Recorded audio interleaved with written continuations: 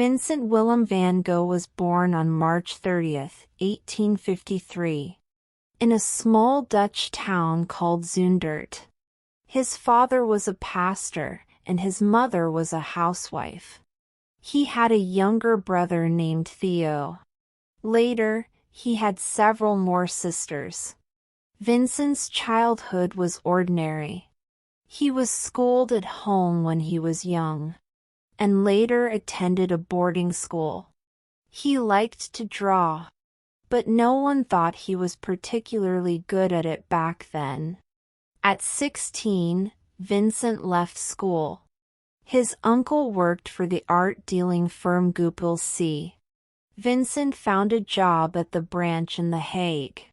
He did quite well. Later, the firm transferred him to the London branch. In London, Vincent lived alone for the first time. He enjoyed walking around the city, looking at the parks and the River Thames. He fell in love with his landlady's daughter, Eugenie Lawyer. He proposed to her. Eugenie refused. She said she was already secretly engaged to someone else. This was a heavy blow to Vincent. He became depressed and lost interest in his work.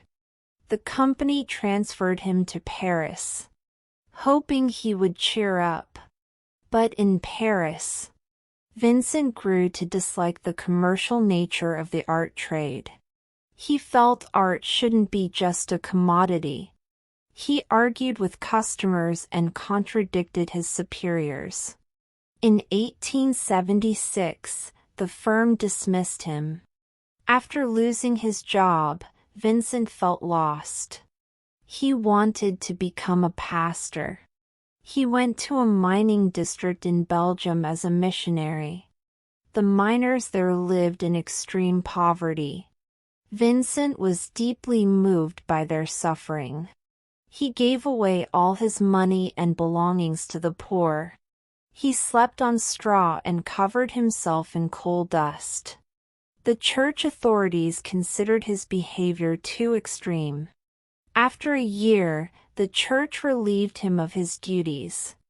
Unemployed again, Vincent stayed in the mining area. He didn't know what to do.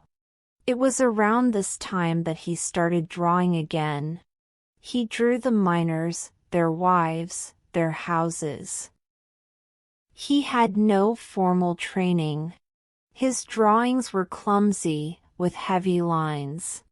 But he felt he had to draw. He wrote to his brother Theo, telling him about this decision.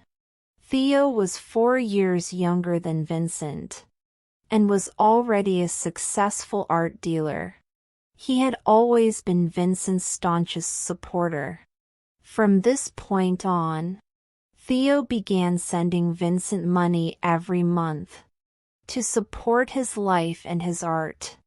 In return, Vincent sent his drawings to Theo and wrote long letters describing his thoughts, his work, and his life.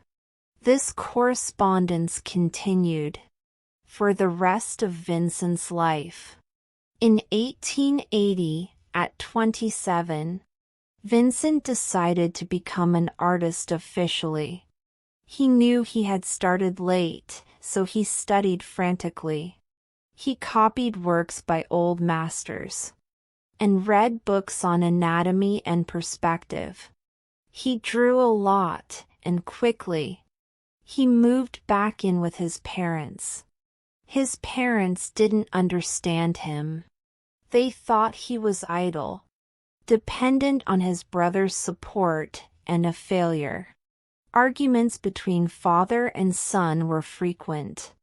Vincent spent most of his time outdoors alone, sketching landscapes and peasants. He fell in love with his recently widowed cousin, Kee Vos Stricker. Vincent confessed his love to her. Kee was shocked and repulsed, flatly refusing him. Vincent held his hand over the flame of an oil lamp. Key's father swiftly took her away. Vincent went to Key's parents' house to see her, and was firmly turned away. This incident further strained family relations. Vincent left his parents' house and moved to The Hague. There, he met Clisina Maria Hornick, a poor, pregnant, alcoholic woman, who occasionally worked as a prostitute. Vincent, feeling sorry for her, hired her as a model, and later she moved in with him. He wanted to form a family with her, to save her. They lived together for almost 2 years. Everyone opposed the relationship, including Theo. Life for Vincent and Sean was hard. They were poor and often went hungry. Sean relapsed into her old habits and was in poor health. Ultimately, Vincent realized he couldn't truly save her or support a family. He left The Hague with a broken heart, and went alone to the province of Drenthe. After a few months in Drenthe, he returned to his parents' house at the end of 1883. His parents had moved to the town of Nuenen. In Nuenen, Vincent settled down and worked frantically. He painted weavers, peasant women, and fields. His famous early work, The Potato Eaters, was completed during this period. In the painting, a peasant family sits around a table, eating potatoes under a dim lamp. Their hands are coarse, their faces plain. Vincent wanted to show how they honestly labored to obtain their food. In Nuenen, he became friends with a woman named Margot Bagman. Margot fell in love with him. They even talked about marriage. But both families strongly objected. Under the immense pressure, Margot attempted suicide by poison. Although she survived, the incident made Vincent the subject of scorn in the town. His father also died suddenly not long after. The townspeople became hostile towards Vincent. The local Catholic priest even forbade his parishioners from modeling for him. In 1885, Vincent left Nuenen and went to Antwerp, Belgium. In Antwerp, he discovered Japanese ukiyo-e prints, and was captivated by their bright colors and clear lines. He enrolled in the Antwerp Academy of Fine Arts, but clashed constantly with his teachers. They thought his drawing was incorrect, too rushed, his colors too violent. After only a few months, he left. In the spring of 1886, Vincent, without notifying Theo, suddenly arrived in Paris. Theo was living in Paris and managing Goupil's Paris branch. Theo took Vincent in. In Paris, Vincent's artistic world opened up. Through Theo, he was exposed to the works of the Impressionists. He saw how they used bright colors and captured light and shadow. He also met emerging artists like Paul Gauguin. Vincent's painting style began to change. He abandoned the dark palette of his Dutch period and began experimenting with brighter, more vivid colors. He painted Parisian cafés, streets, and parks. He also began experimenting with pointillism. However, life in Paris also drained him. He drank heavily. His relationship with Theo became strained. The two brothers lived in a small apartment and frequently argued about art and living habits. Vincent found Paris too noisy and fast-paced. His health deteriorated. After 2 years, he felt exhausted. He decided to leave Paris and go to the south of France in search of brighter sunlight and a quieter environment. In February 1888, Vincent arrived in Arles. The sunlight and colors of the south astonished him. He was full of passion and worked like a madman. His 15 months in Arles were the most productive period of his life. He painted blossoming fruit trees, harvest fields, starry nights over the Rhone, and the yellow house where he lived. He dreamed of establishing a studio of the South, inviting other artists to come and work together. He thought first of Gauguin. With Theo's financial support, Gauguin arrived in Arles in October 1888. The first few weeks were pleasant. They painted together and discussed art. But disagreements soon emerged.